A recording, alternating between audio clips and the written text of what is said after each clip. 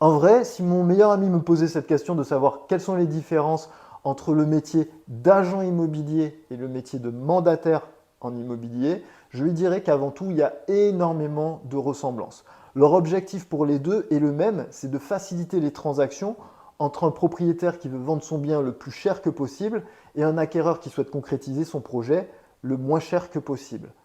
Les deux sont sous le couvert du code de déontologie relatif aux professionnels de l'immobilier. Quotidiennement, ils exercent les mêmes actions de la prospection, des avis de valeur, des prises de mandat, la commercialisation des biens, toutes les tâches qui leur permettent de mener au mieux la transaction pour un vendeur et pour un acquéreur. Alors, quelles sont les différences? Est-ce que c'est la formation? Absolument pas. C'est prévu dans le code de déontologie justement. Professionnels de l'immobilier, qu'ils soient agents immobiliers ou mandataires immobiliers, doivent tous les deux être formés.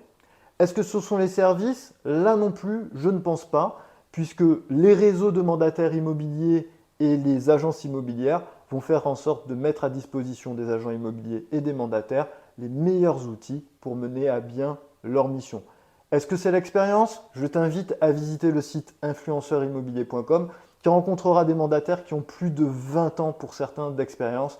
Donc là aussi, je ne pense pas que ce soit un grand point de différence. Est-ce que c'est éventuellement le fait d'avoir un bureau? De moins en moins. Les mandataires immobiliers aujourd'hui se réunissent pour certains dans des espaces de coworking, des espaces dans lesquels ils vont pouvoir partager un bureau, des affaires, de l'activité et puis généralement de bons moments ensemble.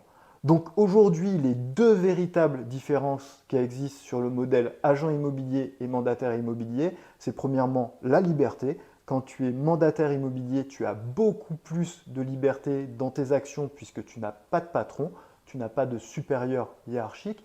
Et puis deuxièmement, c'est la rémunération. Quand tu es mandataire immobilier, pour le même volume d'affaires, tu toucheras toujours plus qu'un agent immobilier qui est en agence.